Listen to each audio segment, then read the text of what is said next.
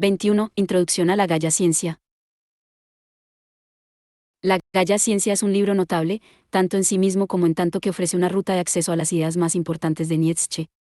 La historia de su publicación es más bien compleja y arroja alguna luz sobre el desarrollo de su pensamiento y de sus métodos como escritor.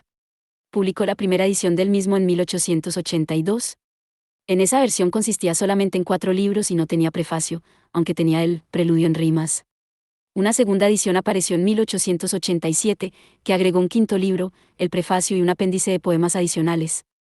Esta es la obra como la conocemos, y la que está traducida aquí. Entre las 2 ediciones de la Gaya Ciencia, Nietzsche escribió 2 de sus obras mejor conocidas, Así habló Zaratustra, 1883 a 1885, y Más allá del bien y del mal, 1886, la última sección del libro 4 de la Gaya Ciencia, 342, 1 es, desde luego, virtualmente la misma que la primera sección del Zaratustra. Así, la Gaya Ciencia completa es un paréntesis entre estos 2 libros, los cuales son diferentes de ella y entre sí. Zaratustra, que es un experimento literario peculiar en una retórica extraída de la Biblia, fue alguna vez una de las obras más populares de Nietzsche, pero ha envejecido más que las otras. El libro V de la Gaya Ciencia anticipa, a su vez, algunos de los temas de otro libro famoso que iba a seguir en 1887, La genealogía de la moral, que es nuevamente diferente en tono y sustenta un argumento teórico más continuo. La Gaya Ciencia es un ejemplo primo de lo que es frecuentemente llamado el estilo aforístico de Nietzsche. Consiste en una secuencia de secciones que no están obviamente atadas entre sí, excepto, a veces, en contenido general, y que no ofrecen un argumento conectado. La segunda mitad del libro 3, en particular, consiste en muchos parágrafos muy cortos de este tipo. En otra parte, sin embargo, hay pasajes más largos, y, de hecho, el arreglo de las secciones más cortas no es tan fortuito como pudiera parecer. Está frecuentemente diseñado para reunir pensamientos que, por así decirlo, dan vueltas en torno a algún tema o problema central. En sus obras anteriores, Nietzsche se había movido gradualmente hacia este estilo. Había sido nombrado en 1869 profesor de filología clásica en la Universidad de Basilea, a la extraordinariamente temprana edad de 24 años. Sirvió en ese puesto durante 10 años, y renunció en 1879 debido a la mala salud que iba a persistir a lo largo de su vida. 357. La última carta que escribió, cuando en 1889 cayó en la demencia y un silencio que duraría hasta su muerte en 1900, fue para su distinguido colega en Basilea, Jacob Burckhardt, en la cual decía que hubiera preferido ser un profesor suizo antes que Dios, pero que no se había atrevido a llevar el egoísmo tan lejos. En sus años en Basilea publicó primero El nacimiento de la tragedia, el cual tiene la forma, si no es que el contenido o el tono, de un tratado, y un conjunto de 4 ensayos largos reunidos como meditaciones intempestivas. En 1878 a 1879 sacó a la luz 2 libros, que constituían Humano, demasiado humano, seguido en 1880 por una parte adicional llamada El viajero y su sombra, y en estos escritos se movió de la exposición y el argumento continuos a la plasmación de una secuencia de pensamientos que no estaban necesariamente vinculados exclusivamente con sus vecinos, un estilo que le permitió aproximarse a una pregunta desde muchas direcciones diferentes. En Aurora, que salió en 1881, el estilo se desarrolla plenamente.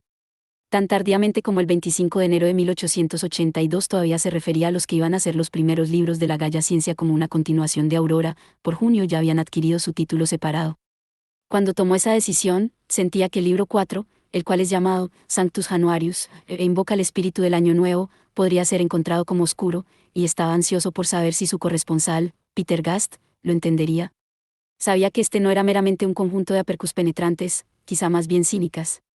El aforismo, el término estándar que ya he mencionado, implica de modo demasiado vigoroso que se supone que cada uno es un buscapiés, o una expresión compacta de una verdad, frecuentemente en la forma de una falsedad exagerada, en el estilo de los escritores franceses Larousse y Foucault y Chamfort, a quienes Nietzsche desde luego admiraba, pero a quienes él no simplemente siguió dando un exposé y autoconsciente de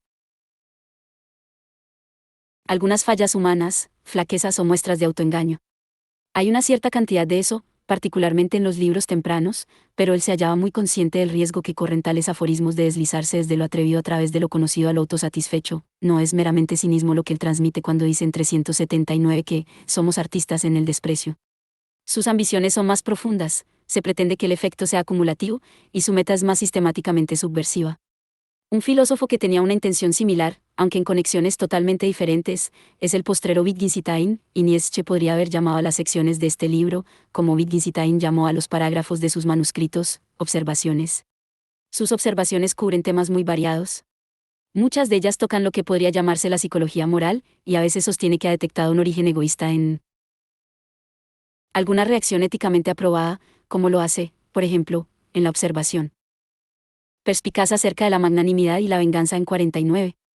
La búsqueda del origen vergonzoso de nuestros sentimientos morales se había de convertir posteriormente en un principio importante de su método genealógico.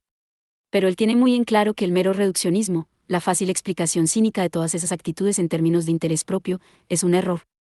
Parcialmente esto se debe a que de cualquier modo no piensa que el interés propio sea el motivo básico de un individuo, y este libro contiene algunas. 358. Reflexiones muy complejas, si bien no resueltas, sobre esa cuestión, en particular cuando considera si las virtudes tienen un valor para el individuo que las posee, o para el grupo. Pero, más ampliamente, Nietzsche piensa que el espíritu reductivo mismo puede hallarse en el error y ser una forma de vulgaridad. 3. Mientras que los realistas, que se congratulan de tener la medida de la sinrazón y el autoengaño humano, se hallan usualmente bajo la férula de alguna antigua fantasía. 57. Por encima de todo, simplemente no es suficiente, en la perspectiva de Nietzsche, desenmascarar algún sentimiento u opinión supuestamente honorable y dejar la cuestión ahí. Solo como creadores podemos destruir, dice muy significativamente. 58. Como son llamadas las cosas es fundamentalmente importante, pero un conjunto convencional de nombres, como pudiéramos decir, una interpretación, puede ser reemplazado solamente por una nueva interpretación que sea más poderosa. Cuando decimos que una interpretación es más poderosa que otra, es que tiene vital trascendencia a lo que cuenta como poder. Se dice frecuentemente que Nietzsche explica todo en términos de poder. Esto dice algo acerca del modo en que él vio estos problemas, pero es erróneo si se supone que establece su solución a los mismos. El punto queda muy claro en la genealogía de la moral. Ahí cuenta una historia de cómo una cierta perspectiva o interpretación, que encarna ilusiones metafísicas, llegó a existir como una compensación psicológica de la debilidad de las personas que se hallaban en la impotencia, y cómo esta perspectiva triunfó sobre los convencionalmente fuertes y su visión del mundo. La cuestión debe ser, ¿cómo pudo llegar a ser esto? ¿Cuál era la fuente de este nuevo poder? Tenía que haber algo en este nuevo modo de describir el mundo que explicase en términos naturalistas su triunfo, y Nietzsche acepta plenamente esto, aun cuando no posee un vocabulario muy rico de explicación social con el cual pueda discutir qué pudiera ser. No olvidemos, procede a decir en la sección 58 de la Galla. Ciencia, que a la larga es suficiente crear nuevos nombres, valoraciones y apariencias de verdad para crear nuevas cosas. Punto. Desde luego, pero esto inmediatamente plantea una cuestión, a la que Nietzsche regresó en muchas conexiones diferentes: ¿qué debe uno hacer para crear nuevos nombres? Las palabras, la Galla Ciencia, traducen el título alemán, Die fröhliche Wissenschaft. Nadie, presumiblemente, va a ser llevado a conclusiones erróneas por las más recientes asociaciones de la palabra. Gay simplemente significa alegre, despreocupado, y, sobre todo, carente de solemnidad. En 327, sobre el tomar las cosas seriamente, se dice algo acerca de esto. Ciencia, tiene sus propias dificultades. La palabra, Wissenschaft, a diferencia de la palabra castellana, ciencia, en su uso moderno, no significa simplemente las ciencias naturales y biológicas. Estas son, más específicamente, Naturwissenschaft. Significa cualquier estudio organizado o cuerpo de conocimiento, incluyendo la historia, la filología, la crítica y generalmente lo que nosotros llamamos las humanidades, y eso es lo que frecuentemente Nietzsche tiene en mente cuando usa la palabra en el texto. Es a menudo traducido como ciencia, por carencia de una breve alternativa. Pero en el título mismo se halla una idea todavía más amplia que esta. Traduce una frase, Gay saber, o como escribe Nietzsche sobre su 359. Página del título, Gaia Scienza, la cual se refería al arte del canto cultivado por los trovadores medievales de Provenza, y con eso, como explican más allá del bien y del mal. 260, invoca una cultura aristocrática de amor cortesano. Como lo puso en claro, esta asociación aparece en el hecho de que el libro contiene poemas. Pero el título tiene otras implicaciones también. Una, particularmente importante para entender este libro y más generalmente a Nietzsche, es que, así como los trovadores poseían no tanto un cuerpo de información como un arte, así, la Gaia Ciencia de Nietzsche no consiste en primer lugar en una doctrina, una teoría o cuerpo de conocimiento, Si bien involucra e incentiva el pensamiento macizo y riguroso, y en esta medida las implicaciones estándar de Wissenschaft se hallan en su lugar, pretende transmitir un cierto espíritu, el cual, en relación con el entendimiento y la crítica, podría desafiar el espíritu de gravedad, tan ligeramente como los trovadores, supuestamente, celebraban sus amores. Esta es la razón por la que el editor original pudo anunciar al principio del libro que éste llevaba a una conclusión una serie de escritos de Nietzsche, incluyendo Humano, Demasiado Humano y Aurora, que compartían la meta de proponer una nueva imagen e ideal del espíritu libre. Dijo que era el más personal de sus libros, queriendo decir con ello que en parte era explícitamente acerca de su propia vida, parte de él es como un diario. No es irrelevante que el Gai Saber perteneciera al sur de Europa, al Mediterráneo. Nietzsche pasó gran cantidad de su tiempo en los últimos años de su vida laboral en Italia, en lugares tales como los que alaban 281 y 291, y era muy consciente del contraste entre la sombría seriedad germana y el sol y la libertad meridionales, una idea que tenía una larga historia literaria y había sido expresada de la manera más famosa, quizá, en el viaje a Italia de Goethe. Ese es un contraste recurrente en la Gaia Ciencia, pero, ¿cómo ocurre frecuentemente con Nietzsche, no es un contraste en bloque, y sus reflexiones sobre él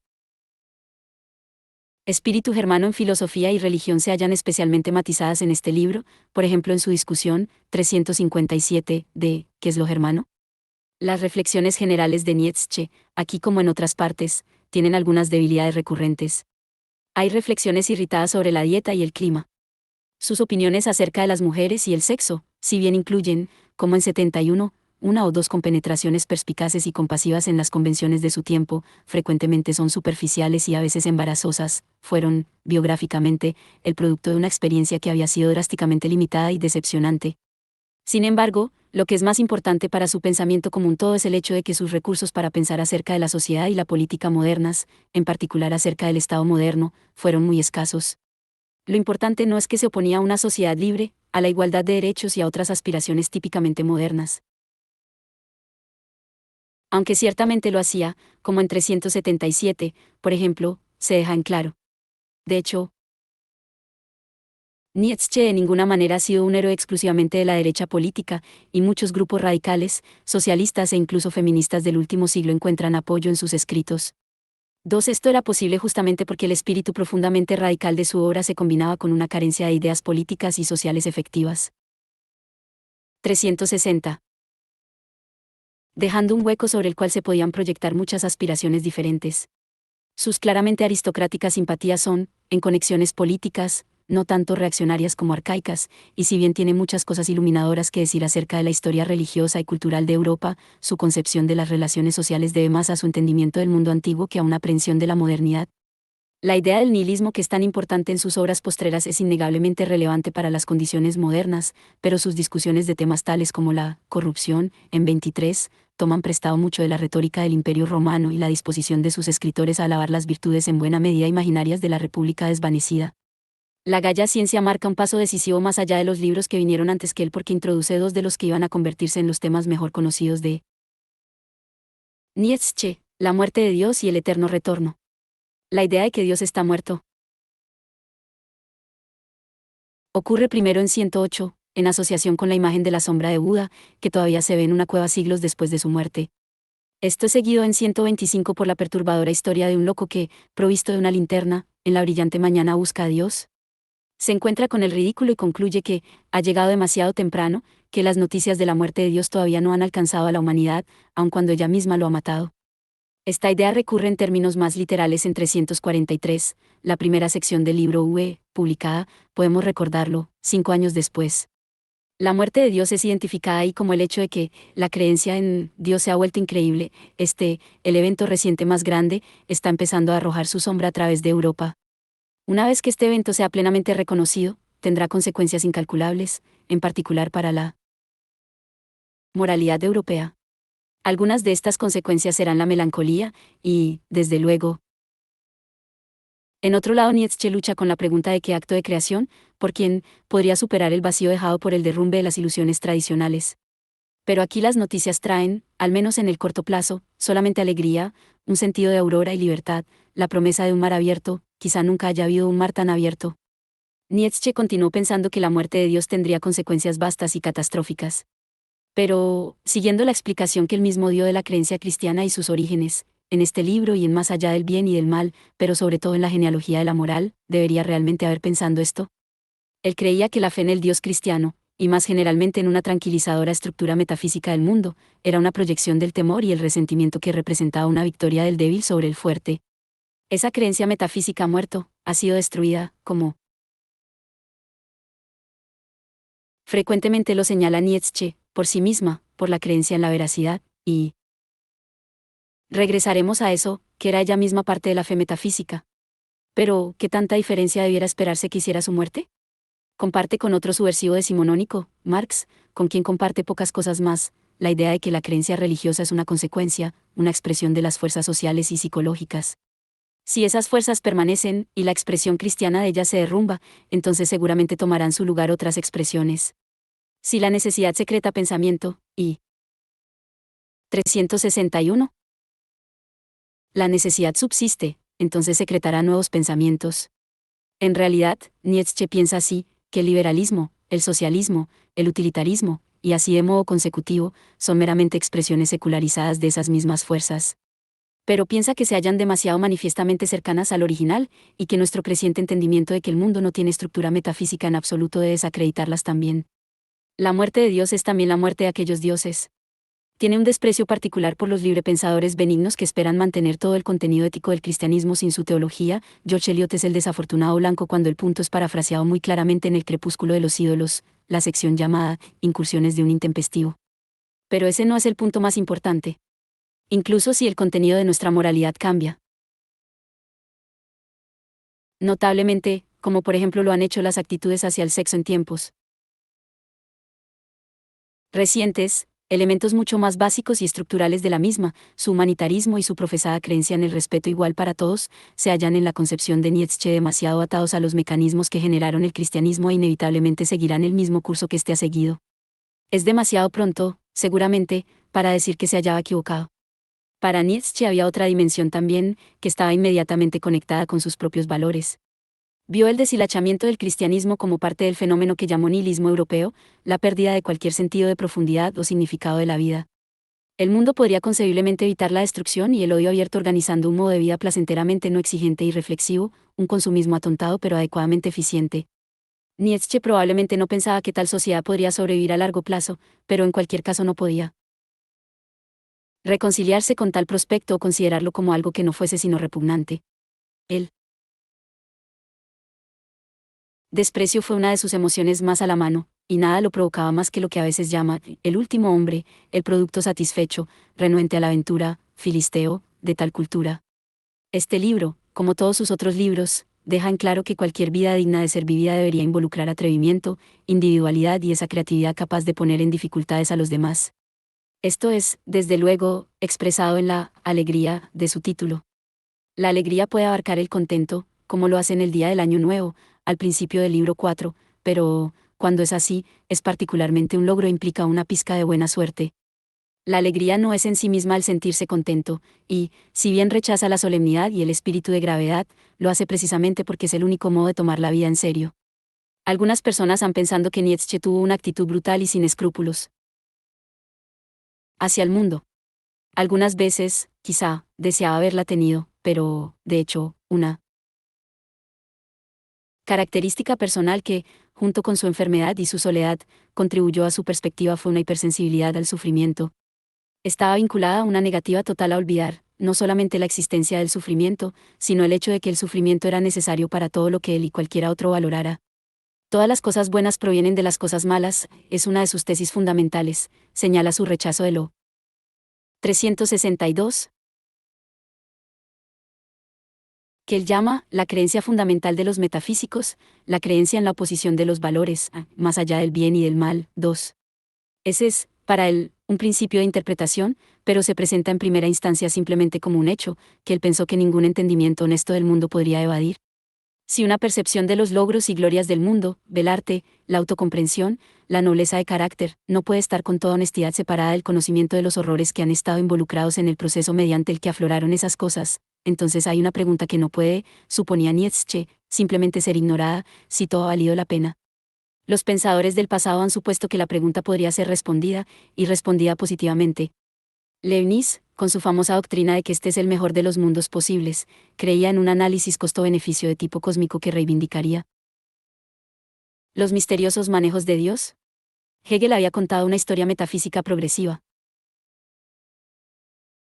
del desarrollo histórico de la libertad y la razón, en la que se representaban los horrores como si todos fueran dialécticamente necesarios para el resultado final, a fin de que pudiéramos estar seguros de que ninguno de ellos carecía de sentido. Ninguna de estas fantasías, pensaba Nietzsche razonablemente, podía ser tomada seriamente a finales del siglo XIX. Ni, llegó a pensar, podía uno tomar completamente en serio a alguien que no respondiese a la misma pregunta sino de modo negativo. En sus años tempranos había quedado muy impresionado, como lo había quedado Wagner, por la filosofía de Schopenhauer, y sus referencias a Schopenhauer en su libro son de lo más respetuosas, más que las que hacía Wagner, pero llegó a ser muy escéptico acerca del llamado pesimismo de Schopenhauer, el cual se había expresado en el juicio, por ejemplo, de que la inexistencia del mundo sería preferible a su existencia. 3. Nos cuidamos mucho de decir que el mundo vale menos, dicen 346, toda la actitud del hombre, como juez del mundo que acaba por colocar en el platillo de su balanza hasta la vida misma y la encuentra de poco peso, la monstruosa sosería de tal actitud se ha delatado a nuestra conciencia y nos inspira repudio. Nietzsche reconoce que su propio nacimiento de la tragedia había estado henchido del espíritu schopenhaueriano. Tomada en ese espíritu, la pregunta del valor de la vida, llegó a pensar, no tenía respuesta y, desde luego, no era una pregunta. No obstante, no es el caso que simplemente hubiera desaparecido, porque permanecía lo que le parecía a Nietzsche, al menos, un hecho, que cualquiera que realmente entendiera y mantuviese en su mente los horrores del mundo sería aplastado o ahogado por los mismos. Ese hecho dejó, sino una pregunta a ser respondida, al menos. Un problema a ser superado. Nietzsche presenta el problema, y su modo de superarlo, en la forma del experimento de pensamiento del eterno retorno, que aparece por primera vez en la Gaia Ciencia, 4 en las alarmantes palabras de 341, ¿qué pensaría usted si un demonio le dijera que todo en la vida retornaría una y otra vez eternamente? ¿Cómo respondería a la pregunta de si quiere que esto se repita una innumerables veces? Esta pregunta, dice Nietzsche, pesaría con el más formidable peso sobre todos tus actos. Pone a prueba la habilidad de uno para no ser superado por el horror y el sinsentido del mundo. No hay creencia que pudiera justificar el mundo, confrontado con la pregunta. 363. De su valor, o más bien con el sustituto para esa pregunta, que es el prospecto de ser aplastado por la conciencia de lo que es el mundo. El único asunto es, como Nietzsche también lo formula, si uno puede decir, sí, al mismo, y la prueba de ello es si seriamente y en la más plena conciencia pudiera uno querer que el curso de todo sucediera una y otra vez, incluyendo no solamente su dolor, crueldad y humillación, sino también su trivialidad, vacuidad y fealdad, el último hombre y todo lo que lo acompaña. Esta es una pregunta enteramente hipotética, un experimento de pensamiento. No es cuestión, como yo lo leo, de que Nietzsche crea en una teoría del eterno retorno. La idea, que no ocurre en más allá del bien y del mal o en la genealogía de la moral, aparece en Zaratustra de una forma semejante a la de la Gaia Ciencia, y Nietzsche menciona su importancia en El crepúsculo de los ídolos y en Exe Homo, la autobiografía intelectual que escribió en El filo de la locura. Hay algunos lugares en los que es tratada como una idea teórica, pero en su mayoría están confinados a sus notas inéditas, sus nachlas, algunas de las cuales, particularmente desde sus últimos años, fueron publicadas en La voluntad de dominio, que no es un libro de Nietzsche en absoluto, sino una selección de estas notas tendenciosamente reunidas por su hermana. Pero si la idea del eterno retorno es un experimento de pensamiento, ¿cómo podría ser que el responder a su pregunta pesara sobre nuestros actos, con el más formidable peso? Si es una mera fantasía, ¿cómo puede ser entonces que, querer, el eterno retorno le cueste a uno algo en absoluto? Parece tan simple como decir, sí. Pero uno tiene que recordar que al encarar la cuestión se supone que uno tiene una conciencia real y viva de todo lo que ha conducido a este momento, en particular a lo que valoramos. Tendríamos que pensar con vívido detalle, si pudiéramos, en todos los sucesos horribles que han sido necesarios para crear Venecia o la ciencia de Newton o cualquier cosa que uno piense que es la mejor de nuestra moralidad. Entonces no tendríamos simplemente que decir, sí, sino decir, sí, y querer decirlo. Eso no parece ser exactamente carente de peso. Lo que quizá funciona menos en el experimento de pensamiento es el elemento, que Nietzsche ciertamente pensaba que era esencial al mismo, de la eternidad. Si hay algo en esta prueba en absoluto, ¿por qué querer un retorno no sería suficiente? Si pudiera uno superar la náusea, como Zaratustra repetidamente lo dice, de la expectativa de que los horrores y el último hombre y todo lo demás retornaran siquiera una vez, y decir, sí, a ello, habría dado uno el paso esencial, podría ser que el querer todos aquellos retornos adicionales le costara a uno mucho más. Hay otra reacción, muy natural, al problema, que es la reacción de casi todo el mundo, olvidarse de él. Uno puede olvidarse de que existen los horrores, y también, sí. Uno tiene un gusto por las consolaciones metafísicas, de que Dios está muerto. El narrador de El Gran Gatsby de Scott Fitzgerald dice de Tommy y Daisy que se refugiaron en su dinero y su vasto descuido, o cualquier cosa que haya sido lo que los ha mantenido juntos, y es ese, a grandes rasgos, el remedio que el último hombre encuentra para el problema de Nietzsche. David me habló de descuido e inatención como el único remedio para las dudas escépticas, pero eso no es lo mismo, porque me pensaba que las dudas escépticas eran irreales. Nietzsche sabía que las consideraciones que todos 364 olvidamos no eran irreales, y se apegó obstinadamente a una idea de veracidad que no nos permitiría falsificarlas. En este libro hace un llamado a la honestidad y a la conciencia moral e intelectual en 319 y, como veremos, en 344, en 284 habla de aquellos que deben tener un argumento en contra del escéptico que traen adentro, las grandes personas autoinsatisfechas. En El Anticristo, 50, en el mismo fin de su vida activa, escribió: se ha tenido que arrancar en duro forcejeo cada palmo de verdad, se ha tenido que sacrificar por el casi todo lo que es grato al corazón humano y nutre la confianza del hombre en la vida. Se requiere grandeza del alma, servir a la verdad es el servicio más duro. Pues, ¿qué significa ser honesto en las cosas del espíritu? Significa ser riguroso con el propio corazón, despreciar los sentimientos sublimes, hacer de cada sí y de cada no un caso de conciencia. El valor de la veracidad abarca la necesidad de descubrir la verdad, de apegarse a ella, y de decirla, en particular, a uno mismo. Pero la propia dedicación de Nietzsche a este valor, según vio él, inmediatamente planteaba la pregunta de qué es este valor. Lo hemos dado por sentado, piensa, y lo hemos malentendido seriamente, como dicen más allá del bien y del mal, 177, quizá nadie todavía ha sido lo suficientemente veraz acerca de lo que es la veracidad. La sección 344 de la Gaya Ciencia, la segunda sección del libro V, da uno de los más importantes e iluminadores enunciados de Nietzsche sobre esta cuestión. ¿Y qué es esa resuelta voluntad de alcanzar la verdad? ¿Es la resolución de no dejarse engañar? ¿Es la voluntad de no engañar? Pues cabe interpretar la voluntad de verdad también de esta última manera, siempre que se admita que en la proposición general no quiero engañar esté comprendida también la particular no quiero engañarme. Más, ¿por qué no engañar? ¿Pero por qué no dejarse engañar? Las razones para no querer ser engañado, prosigue diciendo, son prudenciales, vistas bajo esa luz, querer hacer bien las cosas en nuestros estudios intelectuales y en la vida práctica sería un asunto de utilidad. Pero esas consideraciones no pueden posiblemente sustentar un valor incondicional para la verdad, gran parte del tiempo es más útil creer en falsedades.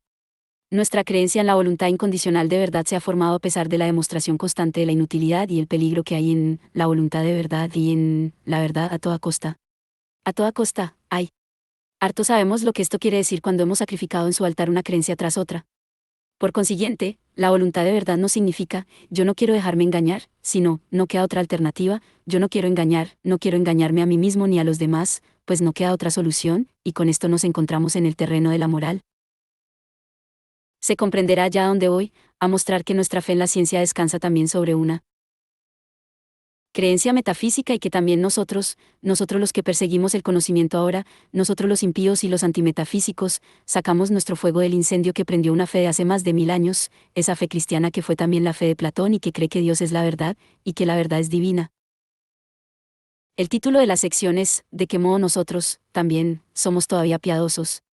La idea se desarrolla adicionalmente en el libro 3 de la genealogía de la moral, donde se descubre que el ideal ascético, que ha recibido una explicación genealógica poco 365. Halagadora yace en la raíz de la voluntad de verdad, la cual impulsó la necesidad de descubrir esa misma explicación. Pero eso no derriba la voluntad de verdad, todo mi respeto para el ideal ascético, en la medida en que sea honesto. Marzo de 1926, la voluntad incondicional de verdad, no significa que queramos creer cualquiera y toda verdad.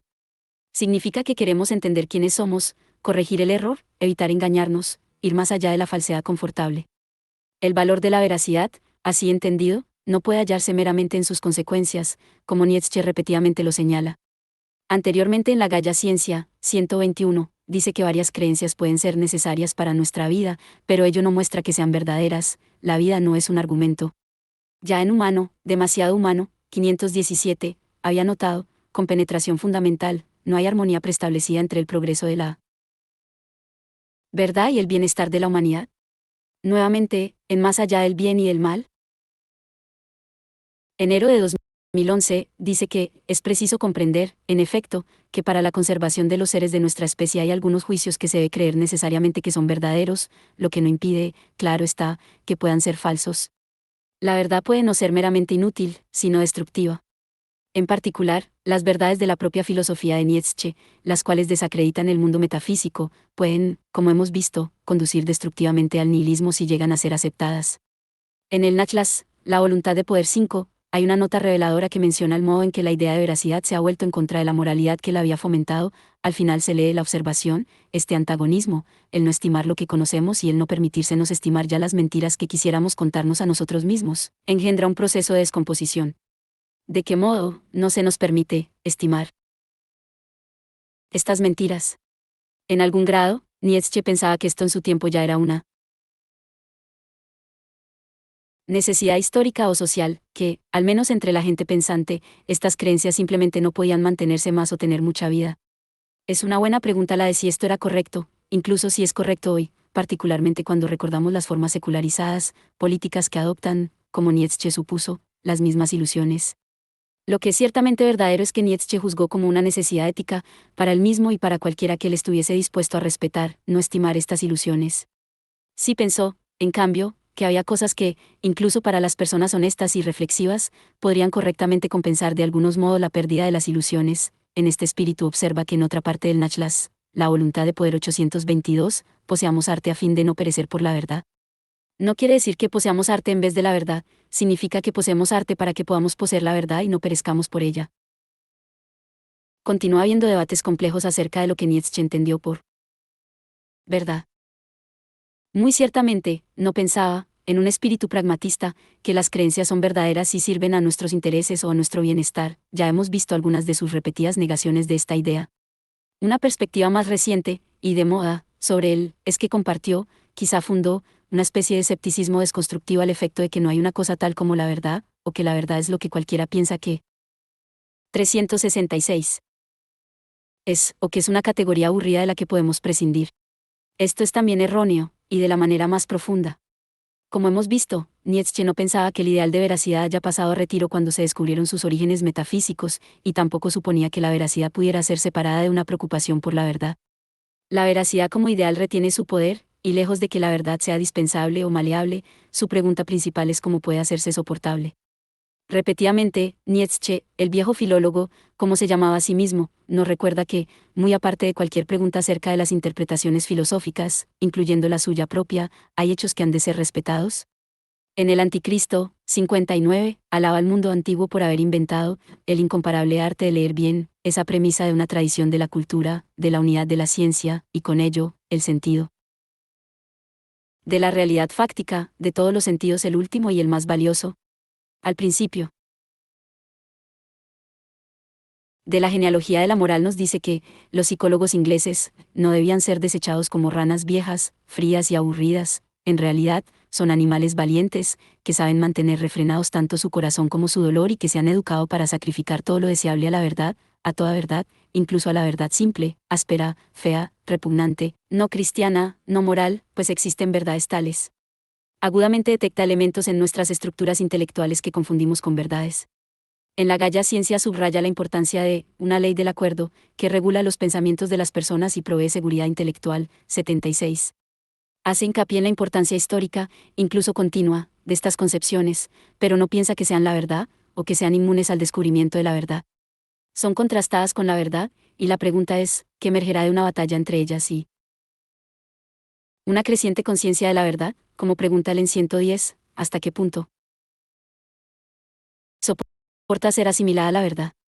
En sus primeros escritos acerca de la verdad y el error, Nietzsche algunas veces habló como si comparara la entera estructura de nuestro pensamiento con la naturaleza real de las cosas y encontrase que nuestro pensamiento era defectuoso. Es como si el negocio de usar conceptos en absoluto falsificase una realidad que en sí misma era, ¿qué? Informe, quizá, o caótica, o completamente no estructurada. Después rechazó correctamente esta imagen, con sus implicaciones de que podemos, de alguna manera, mirar por el borde de nuestros conceptos hacia el mundo al que los estamos aplicando y aprenderlo como algo que en modo alguno está afectado por cualesquiera descripciones, incluyendo, seremos forzados a admitir, las descripciones, informe, caótico, y así consecutivamente. 5. Hay pasajes en la Gaya Ciencia en los que no está claro si todavía estamos apegados a esta imagen. Discute ficciones, la práctica de considerar las cosas como iguales o idénticas o matemáticamente estructuradas cuando no lo son o solamente lo son aproximadamente, 110, 121. Está señalando, ciertamente, que las representaciones matemáticas que son ofrecidas por la ciencia son de varias maneras idealizaciones, y esto es enteramente inteligible. Hay una ambigüedad más grande cuando sugiere que nada es realmente idéntico o lo mismo. Para tomar un ejemplo, el concepto serpiente nos permite clasificar varias cosas individuales como 367. El mismo animal, y reconocer una cosa individual como la misma serpiente. Es trivialmente verdadero que serpiente es un concepto humano, un producto cultural.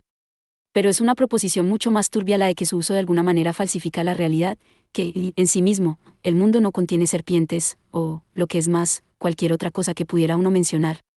Nietzsche vino a ver que esta idea del mundo, en sí mismo, era precisamente una reliquia del tipo de metafísica que quería superar.